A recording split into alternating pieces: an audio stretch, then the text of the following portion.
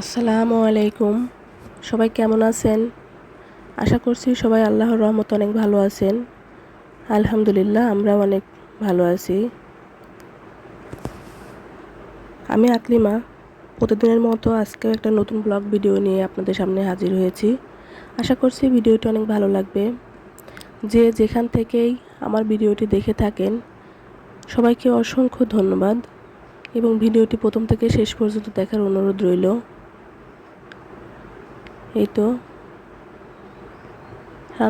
আজকে আর রান্না দেখাবো না। গত রাতে কিছু রান্না ছিল, খিচুড়ি রান্না করেছিলাম আর গরুর মাংস রান্না করেছিলাম। সেটারই কিছু কিছু অংশ রয়ে গেছে।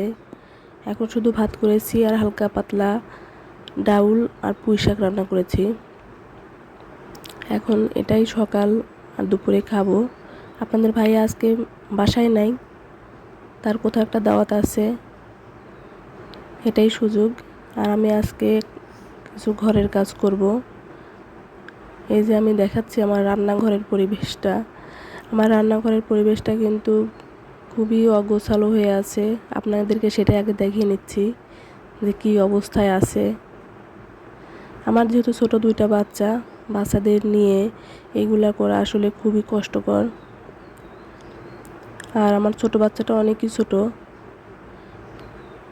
কিন্তু আমি আসলে রান্নাঘরে গিয়ে কাজ করতে পারছিলাম না, এত পরিমাণ নোংরা হয়েছিল।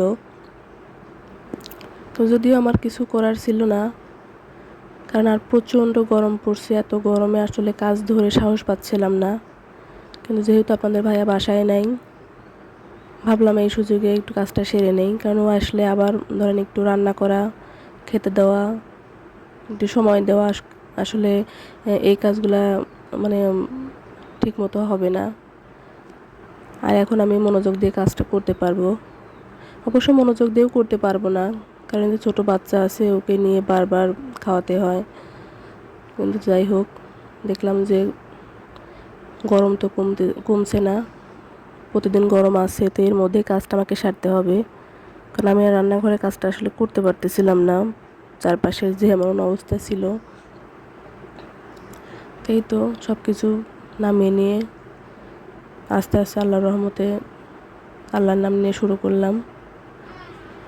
আর কেউ হেল্প করুক আর না করুক, আমার ছেলে কিন্তু আমাকেই দেখেন আশেপাশে ঘোরাঘুরি করছে, এটা সেটা ধরছে, মনে হচ্ছে ওই আমার কাজে হেল্প করছে।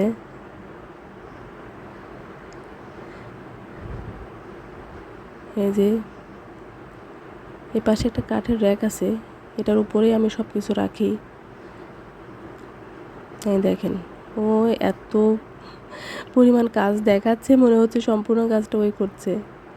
আমার ননদ আছে, কিন্তু উনি আসলে চাইলেও আমাকে হেল্প করতে পারছে না, কারণ আমার ছোটো বাবুকে রাখছে। মাঝে মধ্যে কিন্তু ওর কান্না শোনা যাচ্ছে, যেহেতু আমি সাউন্ডটা অফ করে রাখছি, আপনারা শুনতে পাচ্ছেন না। কিছুক্ষণ পর পরে আমার ননদ বলতেছে, ওকে খাওয়াই দিয়ে যা, ওর ক্ষুধা লাগছে। আমি কিন্তু কাজের ফাঁকে ফাঁকে ওকে খাওয়াই দিয়ে আসতেছি, কিন্তু তারপরেও তো আমাকে কাজটা কমপ্লিট করতে হবে। আর এত পরিমাণ গরম পড়ছিল যে কি বলবো। তো যাই হোক, এই যে কাঁচের বয়ামগুলো আমি পরিষ্কার করে রাখতেছি। এগুলো হচ্ছে বিভিন্ন মশলার বয়াম, ডাউল, হলুদ, মরিচ যেগুলো রাখি আর কি উপরে, সেই বয়ামগুলা। কিছু কিছু বয়াম একেবারেই খালি করে নিয়েছি, আর কিছু বয়ামের মধ্যে কিছু কিছু খাবার বা কিছু কিছু মশলা রয়ে গেছে, সেগুলো সহই মুখ ভালো করে আটকিয়ে সেগুলো সহই পরিষ্কার করার চেষ্টা করছি, যাতে ভিতরে পানি না ঢুকে।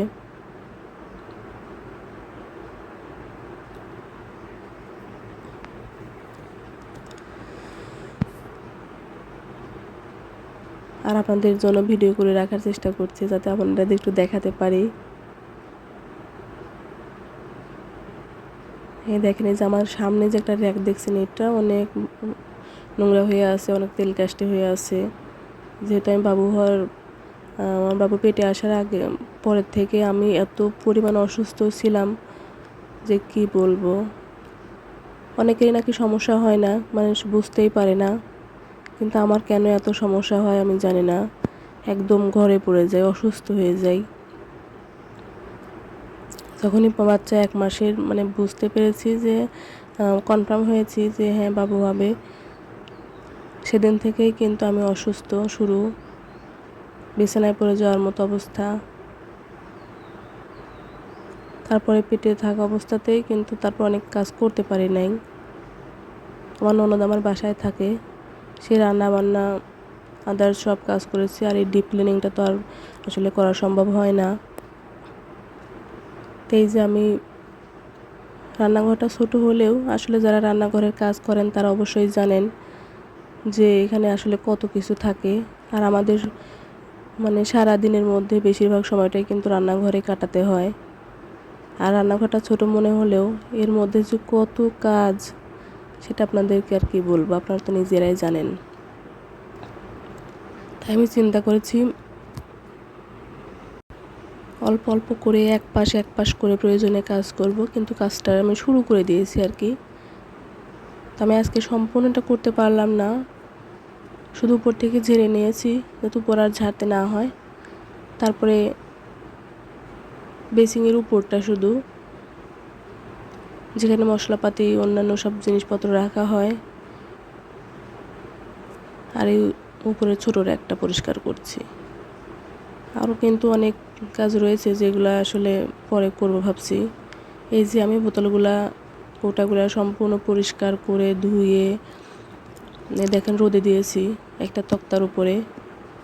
পাশের বাড়ি ভাবির এখানে একটা তক্তা দাঁড় করানো ছিল, তো বেশ ভালোই হয়েছে, সেটাই আমি পেতে নিয়েছি। দেখেন কি পরিমাণ রোদ পড়ছে, এগুলো দেওয়ার সাথে সাথে একদম শুকিয়ে গেছে। তো যাই হোক, এইগুলো আমি শুকাতে দিয়ে ঘরে আরও কাজ বাকি আছে সেগুলাই করতে যাব। দেখেন কি পরিমাণ রোদ পড়ছে। এই যে এখন এই ছোট র্যাকটা পরিষ্কার করব। আমি আপনাদের দেখাচ্ছি ছোট র্যাকটার কি অবস্থা। এমনি পরিষ্কার করে নেওয়া হতো, কিন্তু ডিপ ক্লিনিংটা করা হয় নাই, যার কারণে দেখেন, দেখে হয়তো কতটা বুঝতে পারছেন জানি না, দেখেন একদম নোংরা হয়ে আছে।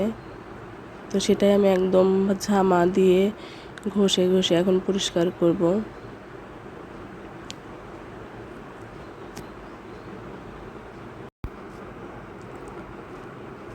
এটা কিন্তু এত তেল কাস্টে হয়েছিল যে সহজে পরিষ্কার হতে চাচ্ছিল না।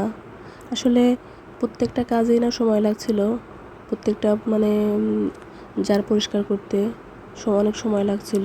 সবগুলারই অবস্থা যেহেতু অনেক খারাপ ছিল। এই তো আমি রোদ থেকে সব কিছু তুলে নিয়ে এসেছি, এবং এই যে ঝুড়ি দুইটাতে আমি একটা কাগজ পেতে নিয়েছি। এই যে দুইটা ঝুড়িতে দেখছেন সেমাইয়ের একটা ইয়া দেওয়া আছে, মানে সিমাইয়ের একটা প্যাকেট। আমাদের ভাই একটা সিমাই নিয়ে এসেছিলো, আর ওই প্যাকেটটা আমি রেখে দিয়েছিলাম, কিন্তু আসলে ভাবতে পারিনি এই কাজে লেগে যাবে আর এত সুন্দরভাবে কাজটা হবে। সিমাইয়ের প্যাকেটটা আমি 2-3 দিন রেখে দিয়েছিলাম ঘরে, পরে ভাবলাম ফেলে দিব, কিন্তু হঠাৎই কাজ করাতে আজকেই ফেলে দিতাম যেহেতু ঘরটা পরিষ্কার করছি।